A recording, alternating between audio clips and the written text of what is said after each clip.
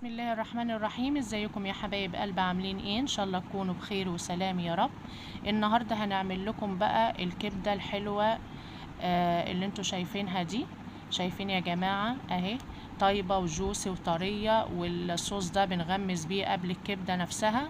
هنسمي بسم الله ونصلي على الرسول وهنبدا معاكم الفيديو. اول حاجه بنحطها الزبده، ودي زبده فلاحي يا جماعه، وعلشان ما تتحرقش مني بحط لها شويه زيت.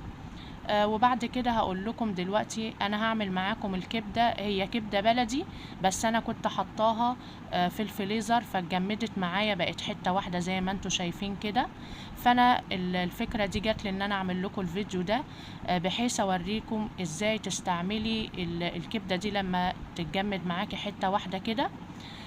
فهنا نزلت بالكبده وغطيتها بالغطا علشان تساعد الغطا، بيساعد البخار والسخونه ان هي تفك معايا بكل سهوله. وطبعا يا جماعة انا كنت مستعجلة، فعلشان كده ان انا عبيتها في الكيس فبقت كتلة واحدة زي كده. لكن انا بعملها على طول ان انا بحطها في الكيس، بس بفرد الكيس يعني ببططه كده، بحيث ان انا لما انزل بعد كده الكبدة اجي استعملها فبتفك بسرعة.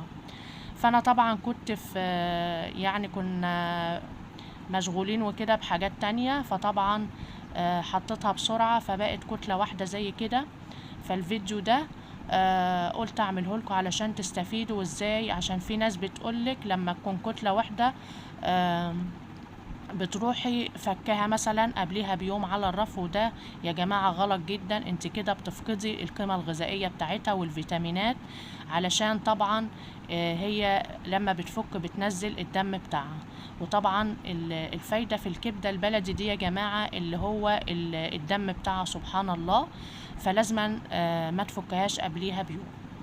هنا علشان ما تتوهوش مني حطيت معلقة فلفل اسود وقلبتها، وبعد كده غطيتها تاني علشان السوا بتاعها يكمل. وبعد كده بروح حاطة معلقة توم مفروم وبشوحها معاها، بتديها نكهة وطعم جميل. وبعد كده ببدأ ان انا اقلبها كلها وبحط رشة ملح، وهختبر السوا بتاعها هي استوت ولا لسه ايه. بس هي ما بتكملش يا جماعة، ما تطولوش عليها علشان ما تشدش مني. كده هي استوت خالص. هحط رشة الملح وبعد كده هبدأ اقدمها معاكم في طبق التقديم. كده هقدمها معاكم زي ما انتوا شايفين يا جماعة. الصوص اللي نازل ده احنا بنستعمله، الولاد بيغمزوا بيه قبل الكبدة نفسها، وبتبقى طعمها جميل وروعة زي ما انتوا شايفين كده. وهجيب حاجة كده للمنظر، حطيت خياراية عملتها بالمنظر الجميل اللي انتوا هتشوفوه دلوقتي. وهنا بختبر السوا بتاعها، شايفين طرية وجوس ازاي، وبني مش لون البامبي ولا نية ولا حاجة. وطبعا بجملها بالطريقة اللي انتوا شايفينها دي. وشايفين الصوص الجميل اللي انتوا شايفينه ده بنغمس بيه اهو يا جماعة زي ما انتوا شايفين. وبألف هنا وشفا، جربوها وكل سنة وانتوا طيبين. ان شاء الله هتعجب ولادكم. عايزة منكم اشتراك لايك وشير واشتراك في القناة. والسلام عليكم ورحمة الله وبركاته. دمتم في رعاية الله وأمنه. مع السلامة، فيديو جديد إن شاء الله.